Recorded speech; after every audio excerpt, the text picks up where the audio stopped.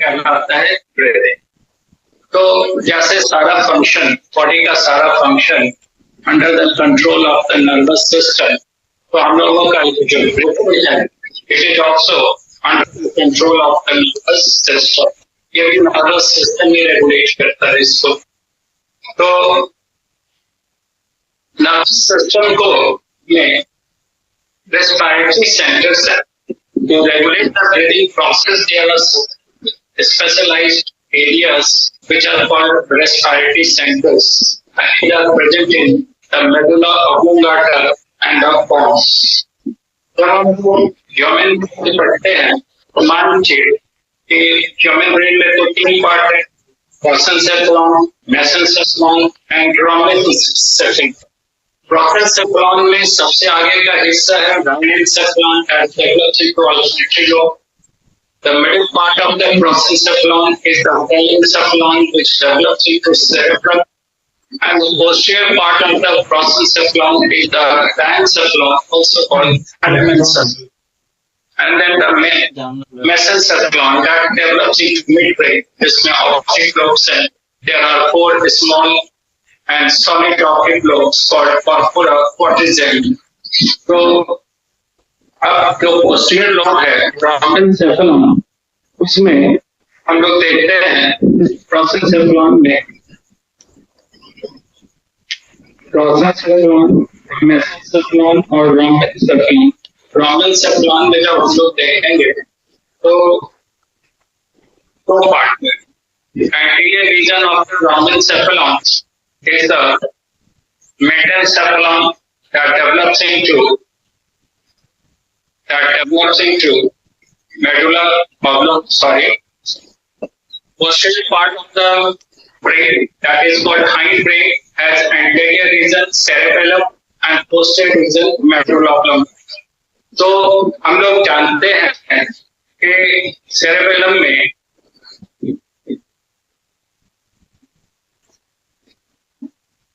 हम लोग जानते हैं कि सेरेबेलम का जो फ्लूइड्स, जैसे मान लिया कह रहे हैं सेरेबेलम का काम होता है muscular coordination, it is most developed और वर्ल्ड के बाद सबसे।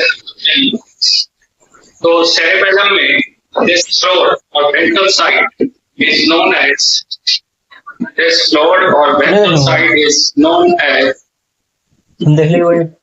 pons varolii. ये लाभ प्लेक्सस होता है, लाभ नेट होता है, which is called pons varolii. यहाँ पे रस्सों का ये पैड है, जिसको मान ले it is the pons varolii, शब्द का दैट pons।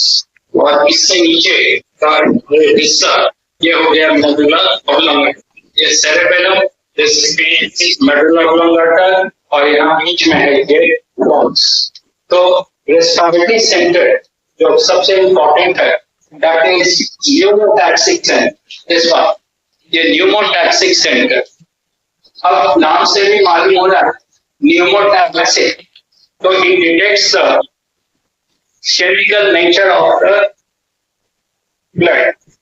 अगर ब्लड में CO2 की मात्रा ज्यादा है, यानी if the PCO2 is greater in the blood, partial pressure of CO2 indicates the percentage of the CO2 in the blood। तो अगर किसी कारण से ब्लड में CO2 का लेवल बढ़ता है तो न्यूमोटैक्सिक सेंटर becomes active, या न्यूमोटैक्सिक सेंटर एक्टिव होता है। और ये न्यूमोटैक्सिक सेंटर जब एक्टिव होगा ये 2 लेवल इंपल्सेस भेजेगा, एक एक्साइटेटरी मोटर इंपल्सेस और दूसरा इनहिबिटरी मोटर इंपल्सेस। तो मान लें कि जो इस बार मान लें कि ये मेडुला ऑब्लोंगाटा है, इस सेरेबेलम को मान लें अब इस बार मेडुला ऑब्लोंगाटा है, तो मेडुला ऑब्लोंगाटा का ये डॉर्सल साइड है और ये वेंट्रल साइड। तो डॉर्सल साइड में सेंटर है जिसको डॉर्सल रेस्पिरेटरी सेंटर कहते हैं, और ये है वेंट्रल रेस्पिरेटरी सेंटर। एक तो था pneumotaxic center present above the medulla oblongata, और कह सकते हैं on the ventral side of the cerebellum that is called pons, और दूसरा 2 सेंटर है, एक तो डॉर्सल सेंटर दिस वन और ये वेंट्रल सेंटर।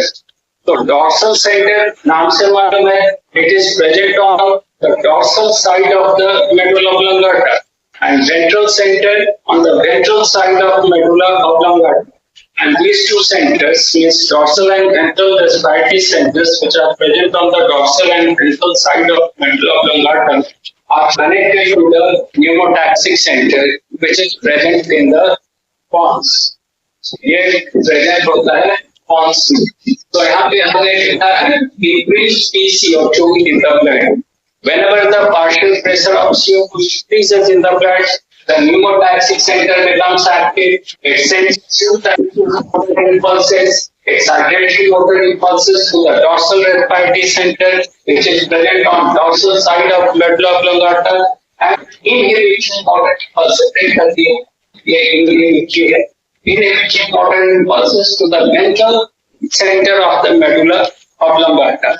अब इस डायग्राम में आप देखिए, तो this dorsal respiratory center is connected to the external intercostal muscle. Last class में हम लोगों ने डिस्कस किया था कि whenever the external intercostal muscles contract, the ribs and sternum move upward and outward. It removes the pressure upon the lungs from ventral and lateral sides, and at the same time the radial muscles of the diaphragm contract, making the diaphragm flat. Otherwise, the diaphragm is dome-shaped in relaxed condition. When the radial muscles contract, it becomes flat. So आप देखिए, जब यहाँ से ये dorsal center active होगा, तो it will send the motor impulses to the external intercostal muscle. So ribs and sternum will move upward and outward. It will release the pressure upon the lungs from ventral and lateral side. और दूसरा ये भेजेगा impulse to the radial muscles of diaphragm. So radial muscle will contract, the diaphragm will become flat. It will remove the pressure upon the lungs from posterior side. So lungs are spongy.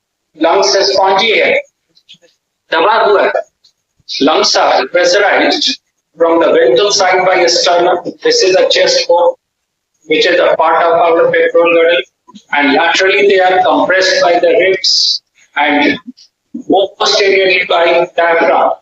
तो ये पूरी तरह से pressurised है. जैसे ही pressure हटेगा, lungs will get distant. Lungs अपने normal size में आए.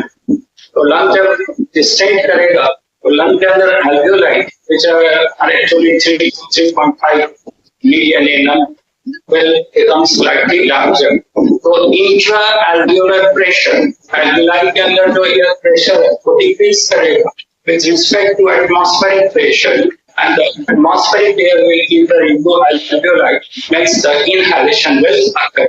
So whenever the pneumotaxic center becomes active, और कब active होगा, जब ब्लड में PCO2 की मात्रा बढ़ेगी, तो ये excitatory impulse भेजेगा dorsal center active हो जाएगा, तो ये motor impulse भेजेगा to the external intercostal muscle, जो हम इंटरकॉस्टल यानी रिब्स के बीच लास्ट क्लास में डिस्कस किया था.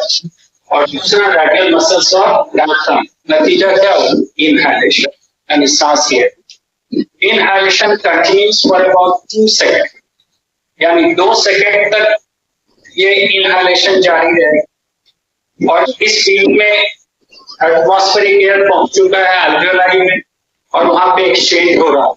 एल्वियोलाई के अंदर एक्सचेंज हो रहा है, यानी alveolar air से ऑक्सीजन डिफ्यूज कर रहा है into the capillaries surrounding the alveoli, और capillary which are surrounding the alveoli releases the CO2 into the alveoli, यानी exchange of gases. तो जैसे ही ब्लड में CO2 की मात्रा कम हो, because CO2 ब्लड से कहाँ डिफ्यूज कर दिया? alveoli में. तो जैसे ही CO2 का लेवल कम होगा और दूसरे शब्दों में क्या, ऑक्सीजन का लेवल बढ़ेगा, तो pneumotaxic center will stop its function. Pneumotaxic center काम करना बंद कर. तो एक चीज ध्यान में रखना है कि pneumotaxic center को स्विच ऑन करने के लिए जरूरी है ब्लड में CO2 का लेवल ज्यादा होना, और इसको स्विच ऑफ करने के लिए जरूरी है ब्लड में CO2 का लेवल कम होना या ऑक्सीजन का लेवल ज्यादा. तो जब ये डॉर्सल सेंटर को एक्टिवेट कर रहा था, ठीक उसी समय ये वेंट्रल सेंटर को इनहिबिट कर रहा, यहाँ से इनहिबिट कर रहा. अब जैसे ही ये इसका फंक्शन बंद होगा, pneumotaxic center will become inactive. तो ये तो बंद कर दिया डॉर्सल सेंटर, यानी further inhalation will be check, but the ventral centre will become active. Ventral centre active हो जाएगा और हम लोग देख रहे हैं कि मोटर इंपल्स देता है to the internal intercostal muscle and abdominal muscles और ये जो एब्डोमिनल रीजन का मसल है, पेट के मसल को। तो अब जब इंटरनल इंटरकॉस्टल मसल कॉन्ट्रैक्ट करेगा तो ribs and sternum will move inward and down. They will pressurize the lungs from ventral and lateral sides. And at the same time, पेट का muscle, abdominal muscle will contract. तो जब abdominal muscle contract करेगा, मान लीजिए कि abdominal muscle पेट का contract कर रहा है, तो उसके अंदर प्रेशर बढ़ेगा, तो जितने भी abdominal organ है, जैसे stomach या दूसरा organ, they will pressurize the diaphragm. ऊपर की ओर ये पुश करेगा and diaphragm will become relaxed. Due to the contraction in the abdominal muscle, the pressure will be exerted upon the stomach. The stomach will pressurize the diaphragm upward and it will help in the relaxation of the diaphragm. Since diaphragm will become dome shaped, so it will pressurize the lungs from posterior side. तो जब सामने से ventral side से और lateral side से ribs और sternum दबाव डाल रहा है और नीचे से डायफ्राम दबाव डाल रहा है, तो हम लोग जानते हैं एल्वियोलाई के चारों ओर इलास्टिक फाइबर्स हैं विच हैव रिकॉइलिंग कैपेसिटी। तो जितना स्ट्रेचिंग हुआ था उतना ही रिकॉइल करेगा और जब रिकॉइल करेगा तो अब इंट्रा एल्वियोलर प्रेशर बढ़ेगा and due to this increased pressure the air will be forced. The process is called exhalation and it will continue for about 3 seconds. ये exhalation जारी रहेगा 3 सेकंड। तो जब तक सांस हम लोग छोड़ते हैं तब तक फिर ब्लड में टिश्यू से CO2 रिलीज हो जाता है और ब्लड का ऑक्सीजन यूटिलाइज कर लेता है। टिश्यू को आगे हम लोग डिस्कस करेंगे, रिलीज कर देता है CO2 इन द ब्लड, यानी ब्लड CO2 लेवल क्या होगा, बढ़ गया और फिर वो टैक्सी सेंटर एक्टिव हो गया। तो 2 मिनट इनहेलेशन हुआ, उसके बाद ये स्विच ऑफ हो गया, बंद हो गया। उसके बाद 3 सेकंड 2 सेकंड इनहेलेशन, उसके बाद 3 सेकंड एक्सहेलेशन और एक्सहेलेशन के बाद फिर ये एक्टिव हो गया। तो 2 second inhalation, 3 second exhalation, total duration in single breathing is about 5 seconds and that's why the rate of breathing is 12 per minute. हम लोगों ने 100 मेल में it is 12 per minute, हालांकि फीमेल्स में it is about 13 to 15 per minute, slightly greater. तो उस पर हम लोग बात करेंगे। फीमेल के ब्लड में हीमोग्लोबिन कम है, जैसे मेल में हीमोग्लोबिन है about 15 ग्राम पर 100 ml और फीमेल के ब्लड में 13 ग्राम पर 100 ml। अब अगर हीमोग्लोबिन ज्यादा है तो आरबीसी ज्यादा है, तो number of RBC in case of adult में इज अबाउट 5 मिलियन पर क्यूबिक मिलीमीटर और एडल्ट फीमेल में इट इज अबाउट 4.5 मिलियन पर क्यूबिक मिलीमीटर। और आगे हम लोग डिस्कस करेंगे हीमोग्लोबिन का जो कैरिंग कैपेसिटी है, बाइंडिंग कैपेसिटी ऑक्सीजन के, वो मेल और फीमेल दोनों में सेम होता है। तो अब अगर टोटल आउटपुट इक्वल रखना है तो फीमेल में हार्ट बीट और ब्रीथिंग रेट दोनों थोड़ा ज्यादा हो, और आगे बात देखते हैं। एनीवे फिर से देख लीजिए, जब कभी भी ब्लड में CO2 का लेवल बढ़ेगा, pneumotaxic center which is present in the pons is the part ventral to the cerebellum, it will become active. It will send 2 types of motor impulses. It's auditory to dorsal center and inhibitory to ventral center. Dorsal and ventral respiratory centers are present on the dorsal and ventral sides of the medulla oblongata respectively. Dorsal center will send the motor impulses, external intercostal muscles, as well as the radial muscles of diaphragm, resulting into inhalation, which will continue for about 2 seconds. Meanwhile, the level of the CO2 in the blood will decrease, and it will check the function of the pneumotaxic center, means it will become inactive. And once it becomes inactive, the ventral respiratory centers become active because इसको वही रोके हुआ, तो वो inactive हो गया तो active और ये motor impulse देगा इंटरकॉस्टल मसल्स और दैट ये रिब्स तक और एब्डोमिनल मसल, और अभी हम लोग ने कहा इट कॉजेस एक्सहेलेशन। तो 2 सेकंड इनहेलेशन, 3 सेकंड एक्सहेलेशन। एक चीज बराबर ध्यान रखना है कि इनहेलेशन और inspiration is active process, whereas exhalation or expiration is passive process. अब एक्टिव प्रोसेस कहेंगे, कोई भी फंक्शन होगा, पर्टिकुलर कोई भी फंक्शन होगा, उसमें एनर्जी तो चाहिए ही चाहिए, बिना एनर्जी तो कोई काम नहीं। लेकिन अगर एनर्जी रिक्वायरमेंट ज्यादा है तब हम लोग कहेंगे एक्टिव प्रोसेस, और अगर थोड़ा कम एनर्जी खर्च है इट इज पैसिव प्रोसेस। और एक चीज और ध्यान रखना है कि एक्टिव प्रोसेस ऑलवेज कंप्लीट्स इन शॉर्टर ड्यूरेशन। जहां भी एक्टिव प्रोसेस होगा तो ड्यूरेशन कम होगा, पैसिव प्रोसेस थोड़ा सा धीमा हो, it will take longer duration. जैसे हम लोग हार्ट बीट करते हैं तो हार्ट में system, ventricular system, it is active process, it requires greater amount of energy, it pumps the blood into the aorta, whereas the ventricular diastole is the passive process, it is slightly slow, ये थोड़ा धीमा, चाहे auricular systole या diastole, ventricular systole, diastole, systole is always shorter in duration, diastole is longer. तो active process जहां भी होगा it requires greater amount of energy and it completes in shorter duration. Passive process requires longer duration and less amount of energy. तो ये अब देखिए यहाँ पे स्ट्रक्चर बनाए herring Breuer reflex centres, herring Breuer reflex centre, ये NEET में आया हुआ क्वेश्चन है, इसमें स्ट्रेच रिसेप्टर कहते हैं, and these stretch receptors are present in the wall of the trachea. Trachea हम लोग पढ़ चुके हैं, मान लें ये trachea, अगर ये मान लें trachea तो ट्रैकिया है, ये ब्रोंकाई में डिवाइड किया, तो ट्रैकिया के वॉल में रिसेप्टर्स हो, these receptors are called Hering-Breuer reflex centers, Hering-Breuer reflex centers, and these are actually stretch receptors.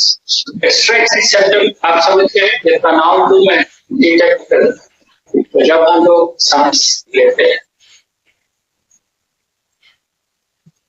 Trachea में, और ट्रैकिया वॉल में डिस्टेंशन, ट्रैकिया का वॉल फैलेगा ड्यूरिंग इनहेलेशन, तो वॉल जब फैलेगा तो इसके वॉल में मौजूद ये stretch receptors they will become active, ये स्ट्रेच रिसेप्टर्स एक्टिव हो जाते हैं and they will send inhibitory motor impulses to the dorsal centre.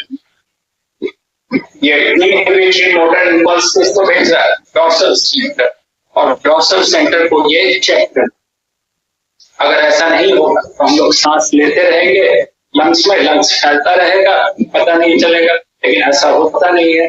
जैसे ही एक्सेसिव स्ट्रेचिंग होने लगता है, यानी ज्यादा एयर जाने लगता है ट्रैकिया से, तो ट्रैकिया के वॉल में स्ट्रेचिंग हो जाएगा, वहां पे जो स्ट्रेच रिसेप्टर्स हैं वो एक्टिव होगा and they will send motor impulses, inhibitory motor impulses to the dorsal centre, dorsal centre के फंक्शन को रोक देगा, यानी further inhalation will be check.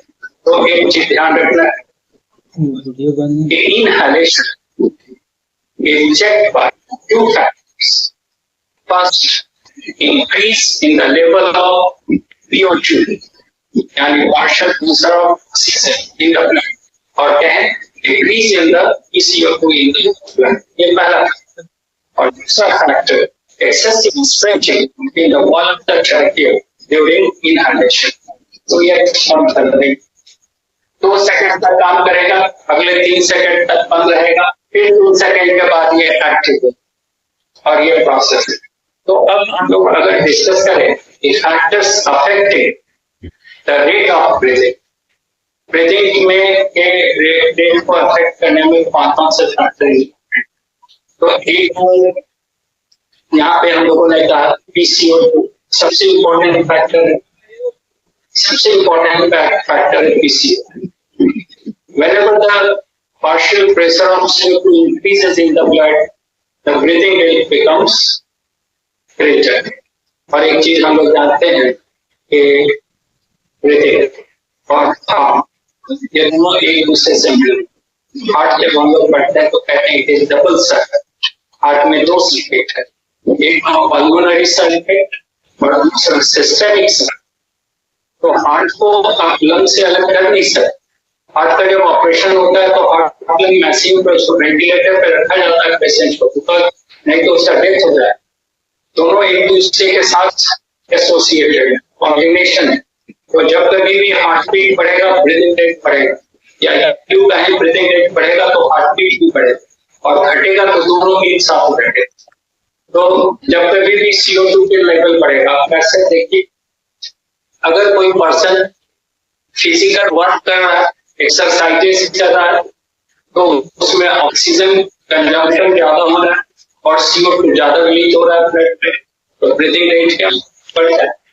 ज्यादा अगर फिजिकल वर्क कर रहे हैं या एक्सरसाइज कर रहे हैं तो ऑक्सीजन डिमांड बढ़ा रहेगा, ऑक्सीजन बार बार यूटिलाइज हो रहा है और CO2 का लेवल क्या बढ़ रहा है, और जैसे CO2 का लेवल बढ़ेगा ब्रीदिंग रेट बढ़ और हार्ट बीट भी बढ़। मान लें किसी को प्योर ऑक्सीजन इनहेल करा, जैसे ऑक्सीजन सिलेंडर है, तो क्या ऑक्सीजन सिलेंडर में सिर्फ ऑक्सीजन होता है? No, it is a mixture of gases.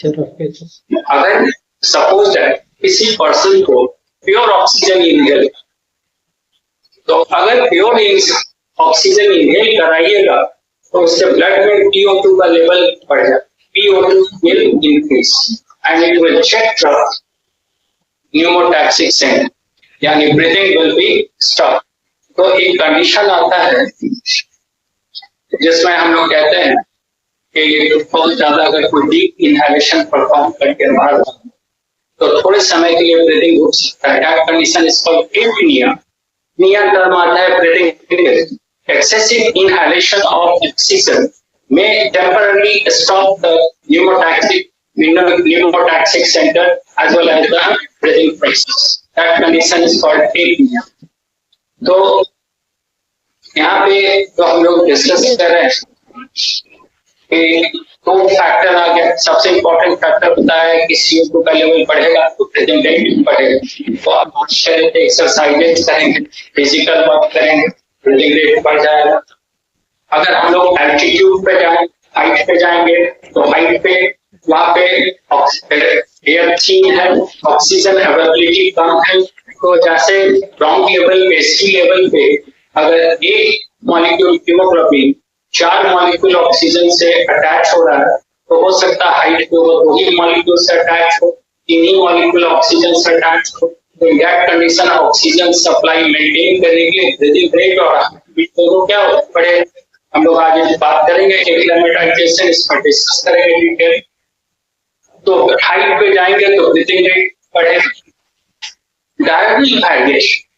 Diagonal variation that is the circadian in biological, हम लोग डिस्कस करते हैं कि biological clock it is the chemosensory system which is present in the cytoplasm of each and every cells of the body. लोगों के body का एक internal timing या रिदम है which is independent of the exogenous rhythm। जैसे हम लोग कहते हैं कि auricular systole completes in 0.1 second and auricular diastole in 0.7 second। तो ऐसा या ventricular systole in 0.3 second, ventricular diastole in 0.5 second, total duration रहता है 0.8 second।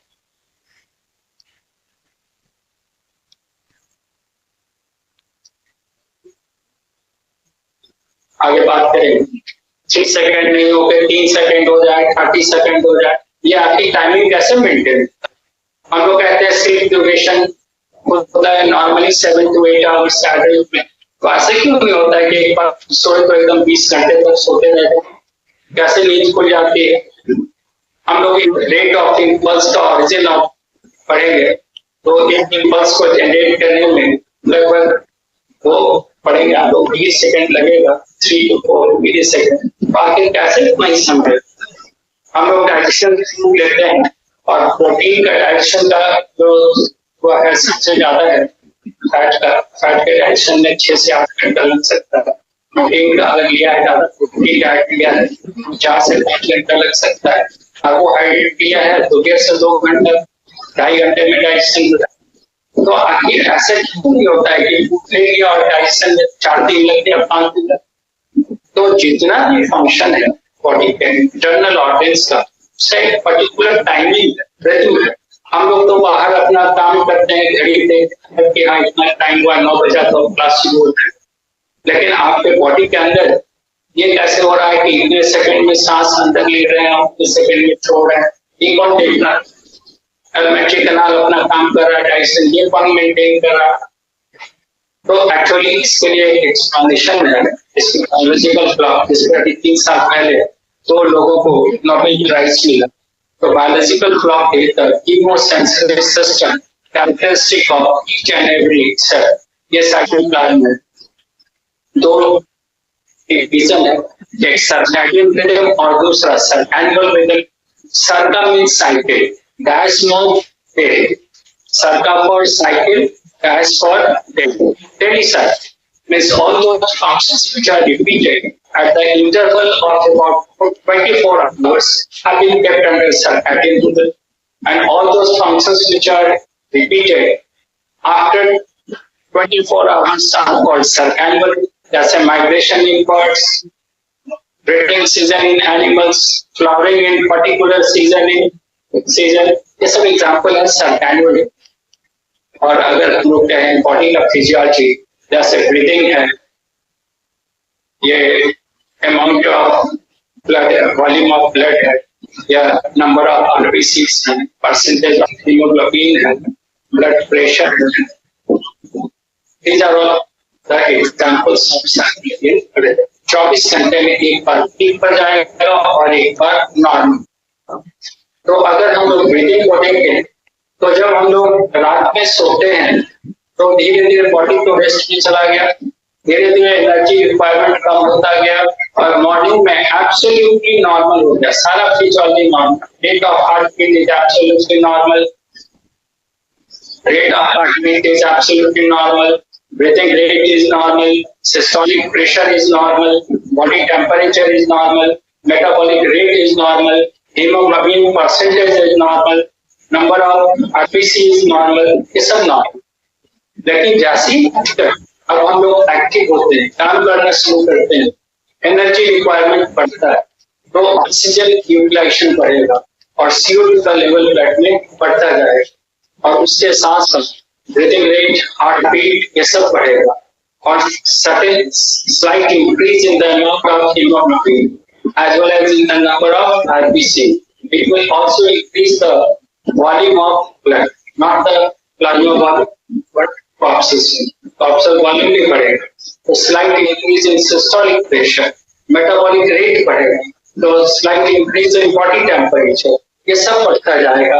और रात होते होते जब हम लोग बेड टाइम जब कहते हैं, जब सोने जाते हैं, तो ये सब पीक पर होता है, फिजियोलॉजी हम लोग का पीक पर होता है। अब इससे ज्यादा स्ट्रेच करेंगे, बॉडी को नुकसान हो, तो हम लोग सोते हैं। सोने का पर्पस है कि ये जो मैक्सिमम लेवल बढ़ा हुआ था वो घट के फिर नॉर्मल हो, फिर ये रिपीट होगा साइकिल।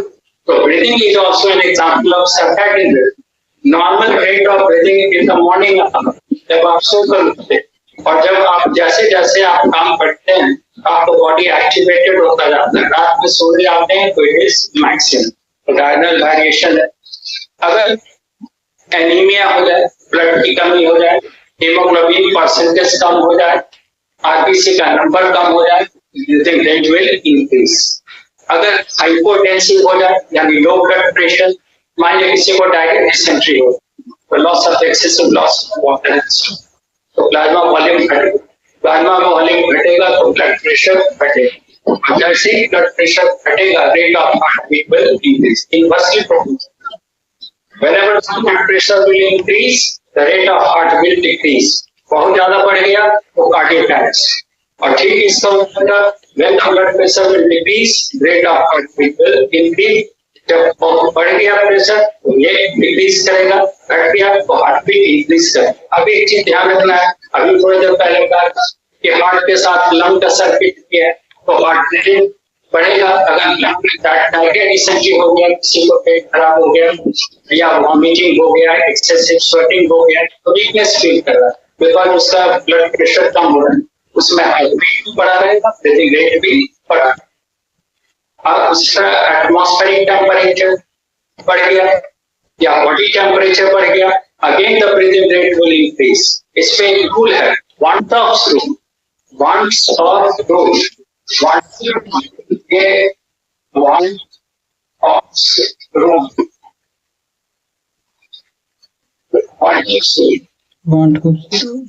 ये फिजियोलॉजी से रिलेटेड है। Van't Hoff rule, according to Van'ts Hoff rule, increase in the temperature by about 10 degrees centigrade increases the breathing rate by 2 folds। यानी जैसे ही एटमॉस्फेरिक टेम्परेचर 10 डिग्री सेंटीग्रेड बढ़ेगा, ब्रीथिंग रेट कितना हो जाएगा। इसलिए जब आप ये देखिएगा ह्यूमिडिटी ज्यादा है, गर्मी ज्यादा है और सांस तेज तेज चलेगा, ठंडा भी आएगा तो फिर आपका ब्रीथिंग रेट घट जाएगा। इसी तरह अगर किसी को बुखार पायरेक्सी, तो पायरेक्सिया या बुखार हो गया तो उसका हार्ट बीट भी बढ़ेगा, ब्रीदिंग रेट भी बढ़ेगा। तो बहुत सारे फैक्टर्स हैं जो ब्रीदिंग रेट को कमांड। लेकिन एक चीज अगर दिमाग में रखिएगा कि PCO2 तो कोई भी क्वेश्चन आएगा तो बनाइए। सेक्स का भी है मामला, तो सेक्स का मामला इसलिए है कि फीमेल में हीमोग्लोबिन कम है, RBC कम है, ऑक्सीजन सप्लाई बढ़ाना है, तो हार्ट बीट और ब्रीदिंग रेट दोनों बढ़ जाए। सबसे ज्यादा ब्रीदिंग रेट बच्चे में होता है, छोटे बच्चे, new born baby, it is about 45 पर मिनट। जैसे जैसे जो बढ़ती है वो स्टेबल होगी। तो ये अभी हम लोगों ने डिस्कस किया, 1 मिनट 2 मिनट ब्रेक लेंगे, फिर अभी करेंगे।